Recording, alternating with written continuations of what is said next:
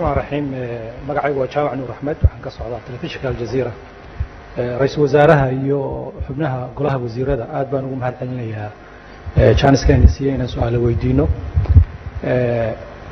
su'aasha koowaad ee rabaa inaan weydiiyo waxa weeyaan waa mid la xiriira arrimaha amniga tusaale ahaan oo kale waxa jirta ciidamada xasilinta magaalada Muqdisho in far badan waxa dhacday marka gawaarida la joojiyo waxa lagu oranayaa keen sharcigii dawladda dadka Muqdisho joogana inta dawladda u shaqeysa iyo inta iska socota waxa badan inta caadiga danahooda gaarka ah ku faafa marka pointigaas runtii waa arin ma policy aad ugu tala gasheen ba mise waa arin u baahan dhaca si khalada ku dhaco u baahan in la isku baraarujiyo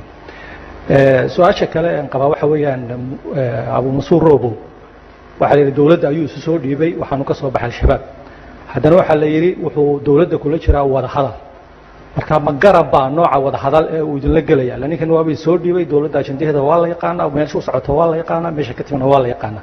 nooca wada hadal ee Abu Mansuur kula jirtaan waa maxay su'aal issue hadda taagan baan rabaa inaan ku dhex darsado ururka ONLF wuxuu soo saaray bayaan saxafi oo sheegayo in Cabdikariin Sheekh Muuse la yiraahdo laga soo qabtay magaalada Gaalkacyo cadaadada la keenay Muqdisho la keenay Ethiopia lagu wareejiyay waxaana ay leeyihiin dawladda Soomaaliya wareejisay marka chance-kan oo ka faa'iideysay in caawa la joogaay gadaashina leeyahay ma xaman kare hadda noo sheega waxa aad ka qabtaan arrinkaas ma mahadsantii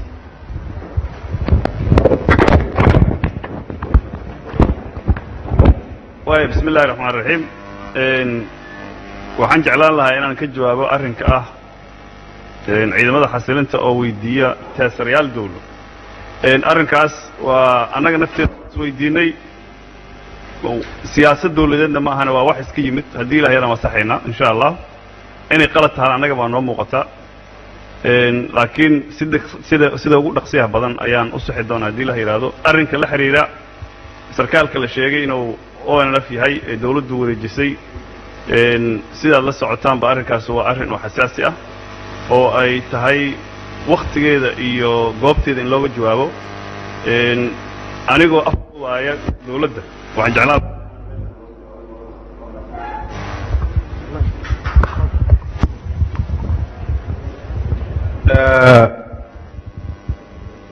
madaxda qaranka waxaa la yiraahdaa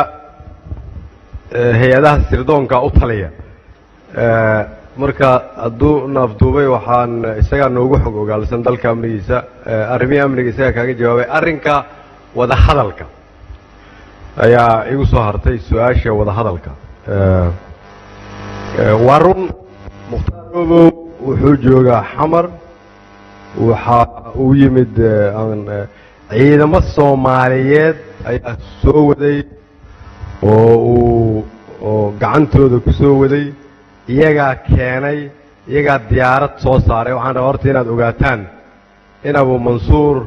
aanay nagala shaqeyn qof ajnabiya inay noo keento waxaan rabaa inaad ogaataan dad Soomaaliyeed ayaa diyaarad intay qaateen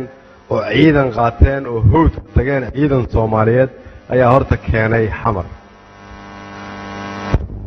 Soomaaliyeed waxa uu yimaado marka qof waa inaan ka fikirnaa sideeba uga faa'iideysan karnaa mustaqbalka iyo dawladdu waxay ka wada hadlaynaa ama aan rabnaa inaan ogaano khibradda uu leeyahay waxa uu soo maray xaaladda ay ku sugan yihiin qoladii uu ka soo baxay ama meesha ay taagan yihiin arrimaha amniga sidee buu soo dawladda Soomaaliya gacan mustaqbalka u siin karaa dawladdu waliba waajib ku ah inay eegto fursad walba ay uga shaqeyn karto arrimaha amniga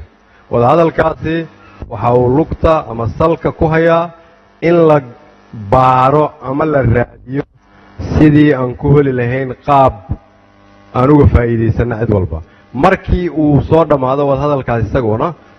maadaama hadda aan ku heshiinay inaan bishiiba mar kulanno bil walba aan idiin soo baldhigno waxqabadkeena su'aalahan aad rabtaan aadna weydiisaan annaguna su'aalahan idiin qabnaa idin weydiin doonaa markaad naga dhamaysataan ayaad haddii ilaahay yiraahdo idinkugu soo bandhigi doonaa waa wada hadal ku salaysan danta dawladda Soomaaliyeed iyo danta amniga ummadda Soomaaliyeed waa mahadsantiin